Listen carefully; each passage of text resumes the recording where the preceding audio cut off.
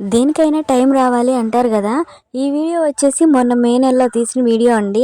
But అప్పటినుంచి ఇప్పటి వరకు నాకైతే ఎడిట్ చేసి అప్లోడ్ చేయడం అయితే కుదరలేదు. ఇప్పుడైతే అప్లోడ్ చేస్తున్నాననమాట. తను ముందొచ్చేసి కొబ్బరి చిప్పతో పూల ముడైతే యేసుకొనొచ్చింది. ఆ నెక్స్ట్ డే మళ్ళీ నన్ను పూల జడ ఏయమందండి. మొన్న సమ్మర్‌లో మల్లెపూలు చూసారు కదా! ఎంత బాగా కాసినాయో. మా హస్బెండ్ వాళ్ళ సైడ్ వచ్చేసి ప్రతి ఒక్కళ్ళు కూడా చిన్నవాళ్ళు కానీ, పెద్దవాళ్ళు కానీ మే నెల వచ్చిందంటే మల్లెపూలతో పూల జడ యేసేసుకుంటారనమాట. నాకైతే భలే నచ్చుతుంది. నేను చిన్నప్పటి నుంచి ఎప్పుడు కూడా యేసుకోలేదు. ఓన్లీ పూల జడలంటే పెళ్ళికూతుర్లు మాత్రమే యేసుకుంటారని నా ఒపీనియను.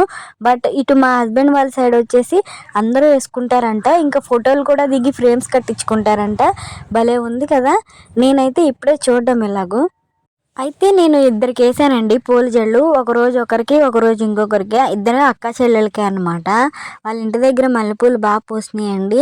సో, ఎందుకు అనవసరంగా వేస్ట్ చేసుకోవడము, ఇంకా పూల జడలు యేసేయి అక్క అంటేను వాళ్ళిద్దరికీ యేసాను.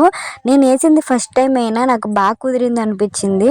తనకి అక్కడైతే సవరం వేయాలి. బట్ అక్కడ సవరం లేదని చెప్పేసి మామూలు జడ పెట్టేసాం. తిన జడ అయితే బారుగా ఉంటుంది. బాగా కుదిరిందండి. ఇది ఫస్ట్ డే యేసాను. ఇది వచ్చేసి సెకండ్ డే యేసాను. ఏదైనా చేసే కొద్దిగా ఇంప్రూవ్ అయిద్ది అంటారు. దీనికే ఉదాహరణ. వీడియో అయితే నచ్చితే లైక్ చేయండి.